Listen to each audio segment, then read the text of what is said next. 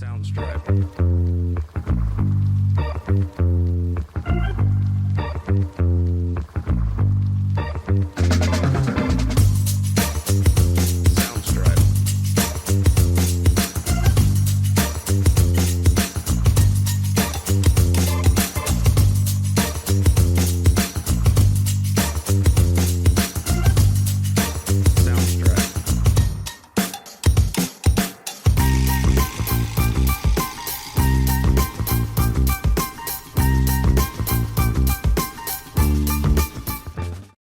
So y'all just saw we try to keep our equipment clean, try to get the hay dust off. You saw we had quite the bit of dust clouds.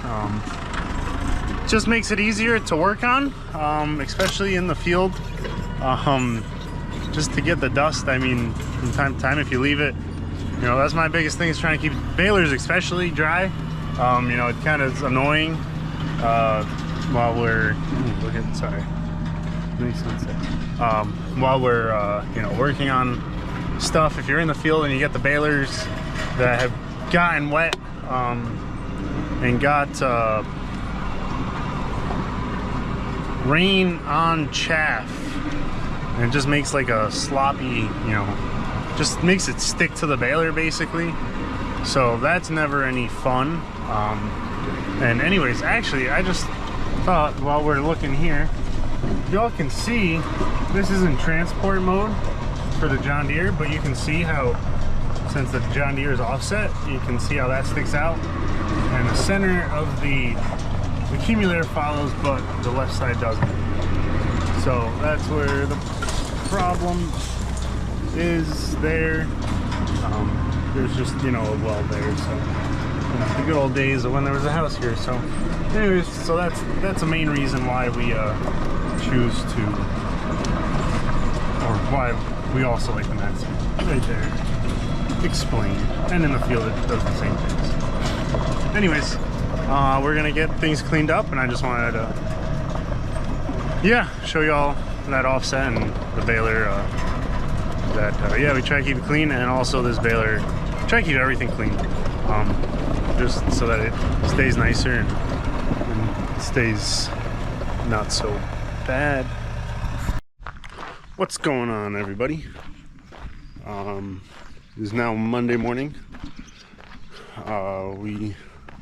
It's still kind of early. I think it's like 7, but so we're not doing deliveries quite yet, but I want to try and get the planter cleaned up, so we can get that up over the hill and out of here, and yeah. So yeah, I'm not sure exactly the proper cleanup procedures, but I'm just, you know, cleaning it out. We had already blasted off from when we had that one really muddy day, but I think I'm just gonna pull the plates. As you can see, I have a plate hanging dowel. I think that's the dowel there. So I'm gonna hang the plates up. That's what it said in the book. I figure take the tension off of them, take them out of the meters. I got the leaf blower because the last planting we did, we're planting into some really heavy crop residue. I mean, like heavier than anything we did, because it was mid-July, and it was growing almost better than some of our hay fields. So, but it was mowed down, so it's just a matter of getting through the live root zone. So what we did was we put some bags of lime in the hoppers. Actually, each bag was 50 pounds, and they kind of fit, you know, 2 side by side, and I stood them up. But when it got down, the sea got down, and some of the bags kind of caught some of this plastic, and you can see there's a little bit of lime in some of the hoppers. So I just want to get that blown out, and then I'm going to wash it off. You know, make sure I get I'll pull all this grass. As you can see, got a little grass up in here, but I just want to make sure it's nice and clean. I'm going to put it away because I might be working on this for put up a pop-up tank. To get more weight on the planter. I'm debating on if I want to set up something like in the middle here, up top, or what, but we'll see. But yeah, that's what we're working on today, and we'll see us after that. Then we got hay deliveries because we got to move hay before it rains here to get it all inside. So yeah, we'll see how it goes.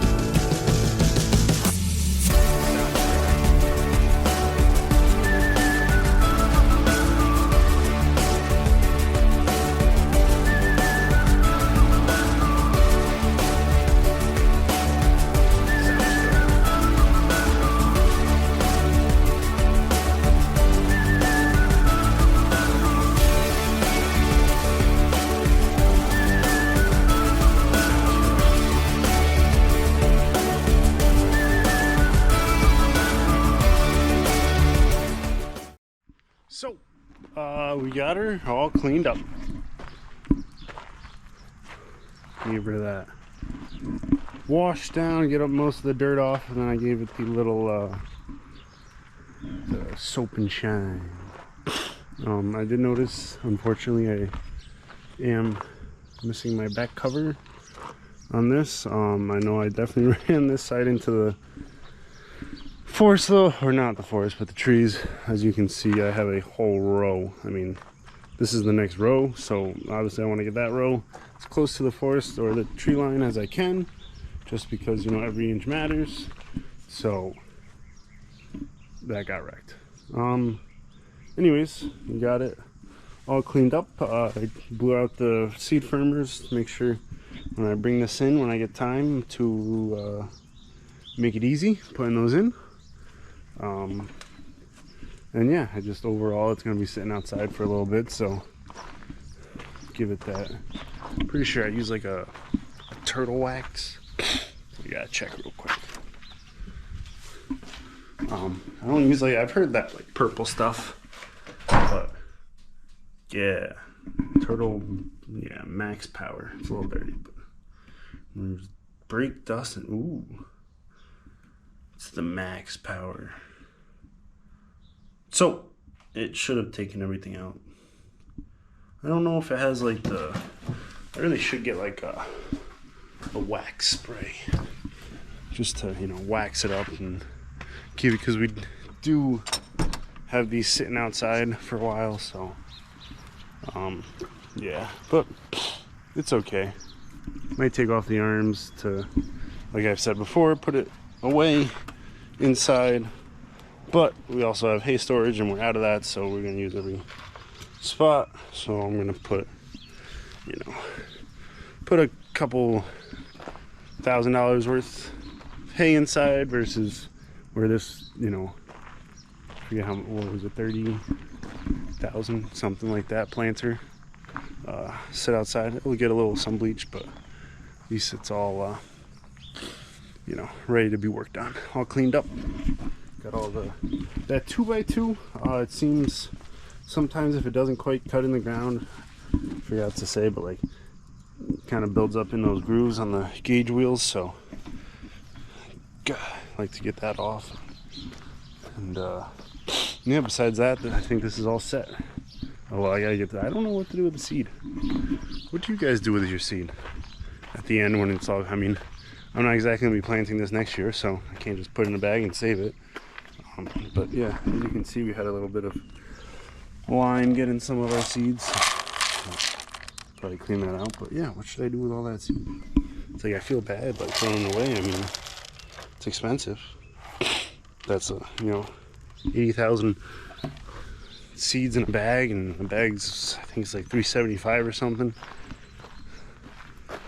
So yeah, leave in the comments what you guys do if you got extra seed and you don't have a spot for next year. Just trying to get these up off the ground. But yeah, so now I'm gonna let this drip dry for a minute. Go get the, well, put the seed in a bag. Maybe I'll go throw it in the field and for the cows or something. Let them just, you know, eat it off when it gets up 6 inches. And then yeah, it's nice. We get this all cleaned up over to the hill and put away. Hopefully, I always like cleaning things up before I put them away, so that hopefully rodents don't find a way to make a nest in said equipment. You know, I know the round baler, I found some, you know, because that's just got the hay right in it. It makes 90% already made up bed for the little things. But yeah. Oh, while I'm down here, cut to the next video. So I'm down here at the lower barn, the shop, the whatever you want to call it. I don't know why. I guess I just put that there for crap and giggles. Get this plugged in so you can see. Oh, there you go. This baler has found itself immobilized again. So we got this side reset. This was fine. And then we popped that shear bolts. So we cleaned out, nothing was weird in there. And what the heck? So we tried it again, sheared it. And then I got to taking covers off. As you can see, my nice, you know, bottom shooting up there. And I get to spin it by hand. Okay, oh, there we go. I don't know if you guys can see.